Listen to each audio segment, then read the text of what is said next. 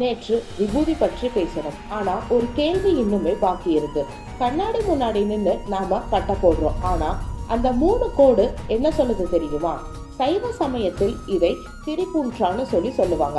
இந்த 3 கோடு குறிக்கக்கூடிய விஷயங்கள் என்னன்னா ஆணவம், கர்மம், மாயை. அதாவது ஈகோ, ஆக்ஷன் அண்ட் இல்யூஷன். இந்த 3 பந்தங்களையும் எரிச்சு சாம்பலாக்கணும் என்பதுதான் இதோட கோர் மெசேஜ்.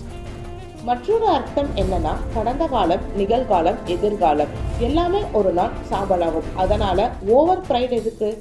இதே சயின்டிபிக் ஆங்கிள் பார்த்தோம்னா நெற்றியின் நடுப்பகுதி யோகத்தில் அஜ்ன சக்ரா, அதாவது இங்கிலீஷ்ல தேர்ட் ஐ சென்டர்னு சொல்லுவோம். இந்த பகுதி நர்வ் கான்சென்ட்ரேஷன் அதிகமா இருக்கக்கூடிய இடம். இங்க விபூதி வைக்கிறது மைல்டு கூலிங் எஃபெக்ட் கொடுத்து பாடி ஹீட் பேலன்ஸ் செய்ய ரொம்பவே உதவும்னு நம்பப்படுகிறது.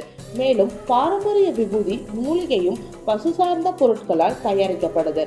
அதனால நேச்சுரலாவே ஆன்டி மைக்ரோபியல் ப்ராப்பர்ட்டிஸ் இருக்கும்னு சில ஆய்வுகளில் குறிப்பிடப்படுகிறது.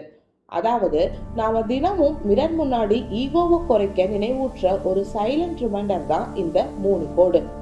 விபூதி போட்டவங்க மட்டும் சிவபக்தர் கிடையாது, அதோட அர்த்தம் புரிஞ்சுக்கிறவங்க தான் உண்மையான பக்தர். Follow for more hidden temple wisdom.